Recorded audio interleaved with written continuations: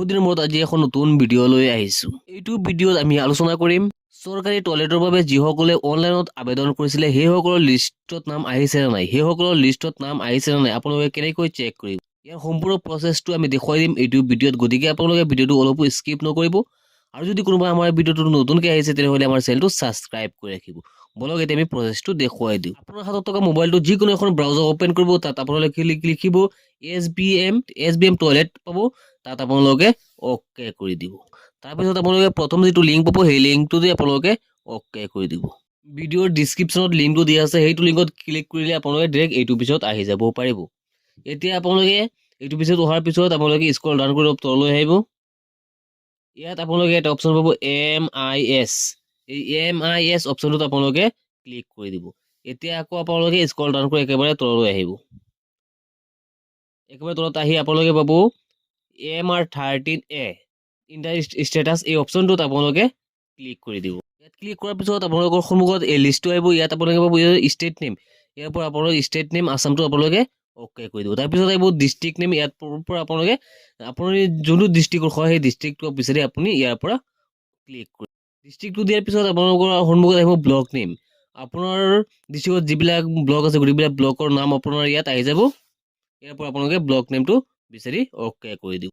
তাৰপাছত আপোনালোকে পাই যাব পঞ্চায়ত নেম, আপোনাৰ যিটো পঞ্চায়ত হয় এতিয়া আপোনালোকে অলপ ৰাইট চাইডত আহি যাব। এতিয়া আপোনালোকে ৰাইট চাইডত আহি পিনে আপোনালোকে এটা অপশ্যন পাব। ইয়াত চাব ওপৰত দি আছে আৰু এটা অপশ্যন নাম্বাৰ অফ বেনিফিচিয়াৰী, ইয়াৰ তলত কেইটামান সংখ্যা দি আছে নীলা ৰঙৰ। এই নীলা ৰঙৰ সংখ্যাটোত অ'কে কৰিব, যিটো নেকি আপোনাৰ পঞ্চায়তৰ চিধা হৈ আছে, সেই ইয়াত আপোনালোকে অ'কে কৰি দিব। ইয়াত অ'কে কৰাৰ লগে লগে আপোনাৰ পঞ্চায়তত যিমানখিনি মানুহে এপ্লাই কৰিছিলে টয়লেটৰ বাবে গোটেইখিনি লিষ্ট আপোনাৰ সন্মুখত আহি যাব। ইয়াৰ পৰা বিচাৰি উলিয়াব আপোনাৰ লিষ্টত নামটো আছে নে নাই।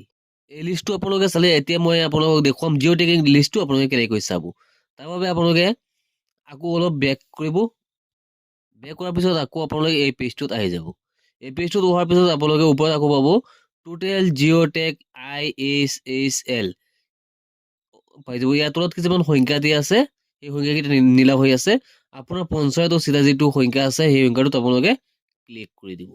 ক্লিক কৰাৰ লগে লগে আপোনালোকৰ পঞ্চায়তত যিকেইটা ঘৰ জিঅ' টেগিং হৈছিলে গোটেইকেইটা লিষ্ট আপোনাৰ সন্মুখত আহি যাব। আপোনালোকে এই লিষ্টত চিৰিয়েল নম্বৰ দি আছে, গাঁও পঞ্চায়তৰ নামটো দি আছে, ভিলেজ নাম দি আছে, হেবিটেশ্যন নামটো দি আছে, ফেমিলি হেড যিজন হয় তেখেতৰ ID নাম্বাৰটো দিয়া আছে, ফেমিলি হেড যিজন আছে তেখেতৰ নামটো দি আছে, লগতে ফাদাৰ বা হাজবেণ্ডৰ নামটো দিয়া আছে, লগতে জেণ্ডাৰ দি আছে, কেটাগৰীটো দি আছে, তাৰপিছত চাব কেটাগৰী দি আছে, ইউজাৰ নেমটো দিয়া আছে, জিঅ' টেগিংটো কেতিয়া হৈছে ইয়াৰ ডিটেইলছ ইয়াত দিয়া আছে। ইয়াত যদি আপোনাৰ নামটো বিচাৰি নাপায় তেনেহ'লে আপোনালোকে একেবাৰে তলত চাব দিয়া আছে 1 ৰঙা হৈ আছে। ইয়াৰ পিছত আপোনালোকে 2 নম্বৰ যিটো আছে এই 2 নম্বৰ অপশ্যনটো আপোনালোকে ক্লিক কৰি দিব। অলপ লোডিং লৈ নেক্সট পেজ ওলাই আহিব। ইয়াত আপোনালোকে বিচাৰিব আপোনাৰ নামটো আছে নাই, তাতো যদি নাপায় 3 নম্বৰ অপশ্যনটোত আপোনালোকে অ'কে কৰিব, নেক্সট পেজটো ওলাই আহিব।